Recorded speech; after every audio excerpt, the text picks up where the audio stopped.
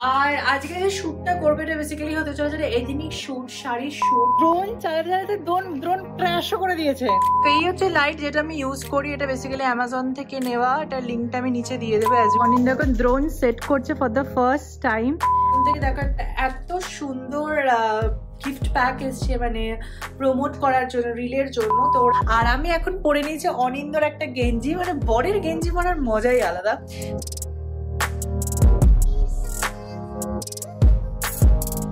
Hi guys, welcome back to my channel স্পন্দন। তোমাদের সবাইকে স্বাগত জানাচ্ছি আমার চ্যানেলের একটা একদম ব্র্যান্ড নিউ ব্লগে।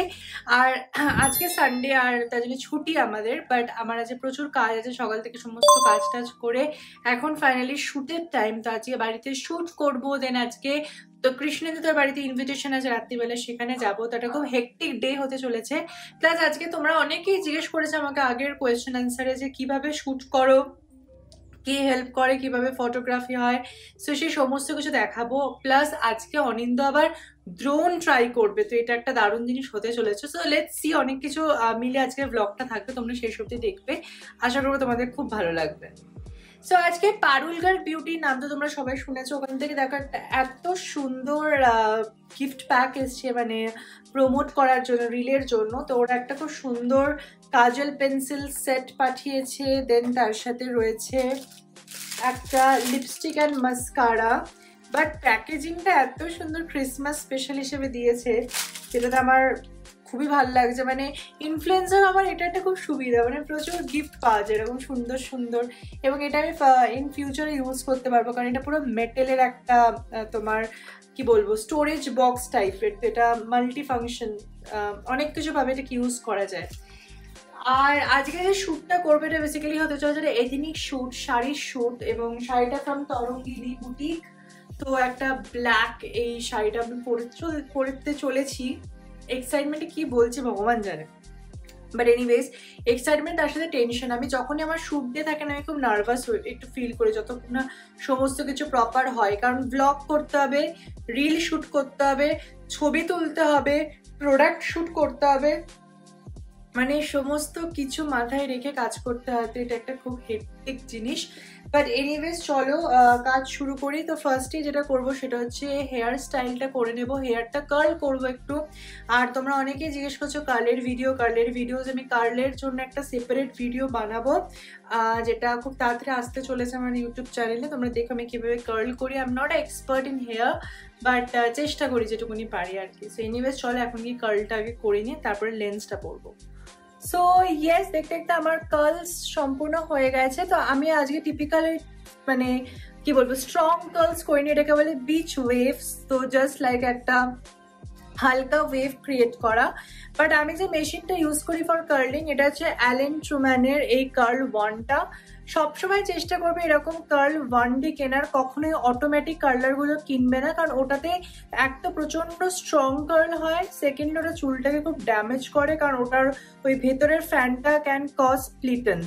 তো তার জন্য সবসময় এরকম ওয়ান কিনবে। এটাতে কি হবে, আমি চাইলে টাইট কার্লসও করতে পারি, আমি চাইলে অনলি এন্ড কার্লসও করতে পারবো, আমি চাইলে এরকম হালকা বিচ ওয়েভস টাইপের ভাইবও ক্রিয়েট করতে পারবো। সো মাল্টিপারপাস ইউজ হয়। আর এটা হচ্ছে মিডিয়াম সাইজটা, ঠিক আছে। কি করে করবো সেটা আলাদা ভিডিওতে। বাট যাই, এবার ড্রেসটা চেঞ্জ করবো, লেন্স পরবো, অ্যান্ড দেন করবো মেকআপ শুরু। সো প্রচন্ড তাড়াহুড়ো করে পুরো রেডি হয়ে গেছি। আর এই যে অনিন্দাকে যাচ্ছে ড্রোন নিয়ে শুট করতে, কি হবে নো আইডিয়া, জাস্ট একটা চেষ্টা। বাট ইয়া যে কি তাড়াহুড়ো করে সেজেছি, মাস্কারা লাগিয়েছি কিনা মনেও করতে পারছি না। চলো, এই যে অনিন্দা এখন ড্রোন সেট করছে ফর দ্য ফার্স্ট টাইম। আর দেখো আমাদের বাড়িতে জায়গা বলতে এই যে আমাদের এই একটাই প্যাসেজ আছে যেখানে আমি সমস্ত শুটিং করি। আর এত তাড়াহুড়ো করে বেরোলাম, আমার চিনি এই যে এসে গেছে অ্যাজ ইউজুয়াল দেখতে। আর এই হচ্ছে আমি। তো আজকে একটা এই ব্ল্যাক শাড়িতে পুরো শ্যুটটা হবে। সো দেখা যাক কেমন কি হয়, আমি খুব এক্সাইটেড দেখার জন্য। সেই যে অনিন্দ ড্রোন রেডি করছে, দেখছি এটা আদৌ ওরে কিনা। 2000 years later. না ব্যাপারটা উড়ে তো যাবে, সেটা নিয়ে তো প্রবলেম নেই। উড়ে আর বেরিয়ে না চলে যায়, ওটা দেখো। বেরোবে না, ব্যাপারটা হচ্ছে আমি ভিউটা কি পাবো সেটা হচ্ছে মেন কথা।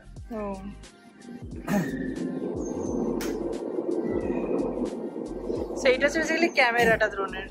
হ্যাঁ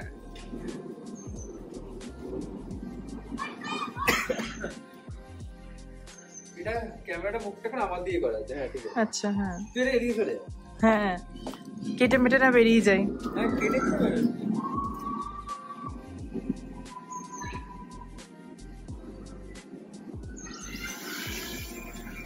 এই উড়েছে উড়েছে উড়েছে উড়েছে উড়েছে বাবা। ড্রোন আমার দিকে এগোচ্ছে, দেখা যাক কি ভিউ ওঠে। কিছু সিন চলছে আমাদের ড্রোন শুট নিয়ে, আর বলো না, ঠিক আছে? তো অনিন্দর ফার্স্ট টাইম, অবশ্যই ড্রোন চালানোটা একদম ইজি না। তবে র ফুটেজ এখানে অ্যাটাচ মানে তোমাদের দেখাবো আর কি যে কিরকম উঠেছে ফার্স্ট টাইম। বেসিক্যালি ব্যাপারটা হচ্ছে এটা হচ্ছে এয়ারপোর্ট রেস্ট্রিক্টেড জোন। তো ও আমাকে 1 মিনিটের বেশি উড়াতে দেবে না। তো 1 মিনিটের মধ্যে যা ভিজুয়াল পাবো পরে আমাকে নামিয়ে দিতে হচ্ছে, মানে অটোমেটিক নেমে যাচ্ছে ব্যাপারটা। চাপাচ্ছে বেশ ভালো, বেশ মজা আছে ব্যাপারটা। চলো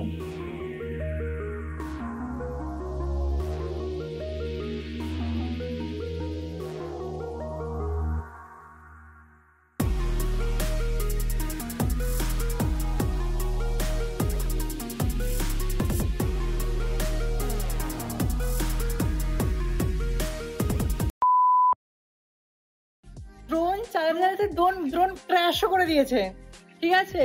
মানে কি সাংঘাতিক ব্যাপার। হেভি কিন্তু ব্যাপারটা। ওকে তো প্রচুর প্র্যাকটিস দরকার, ভালো প্র্যাকটিস দরকার। ইয়েস, ভালো ফুটেজ পেয়েছি, ভালো ফুটেজ পেয়েছি।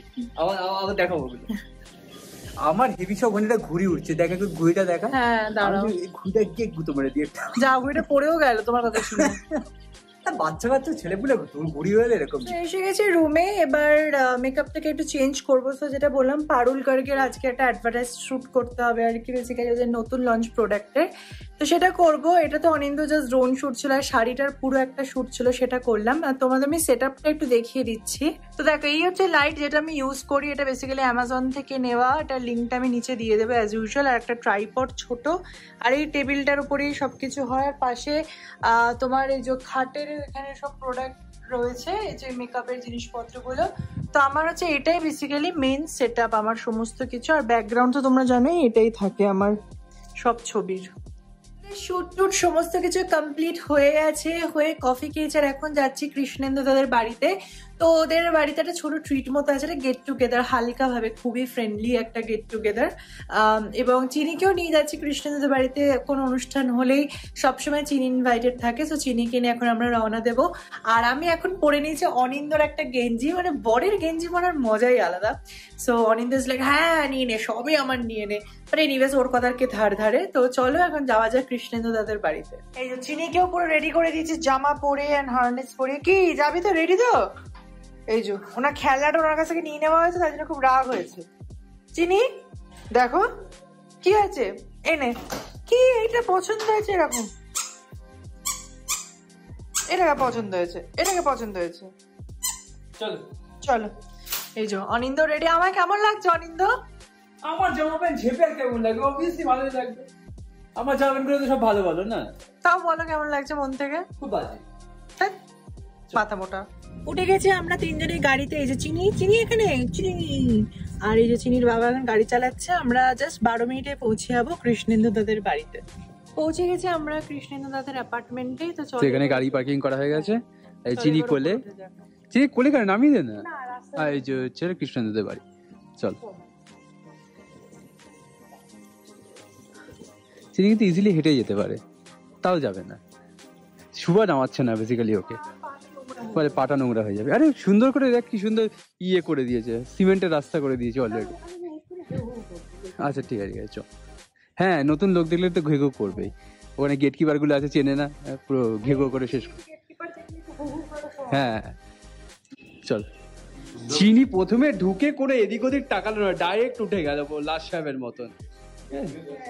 ও তো চেনা পরিচিত ঘর পুরো, একদম কোনো প্রবলেম নেই। দেখো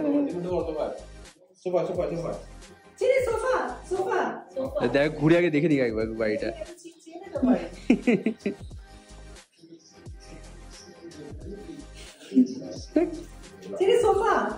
এখন আগে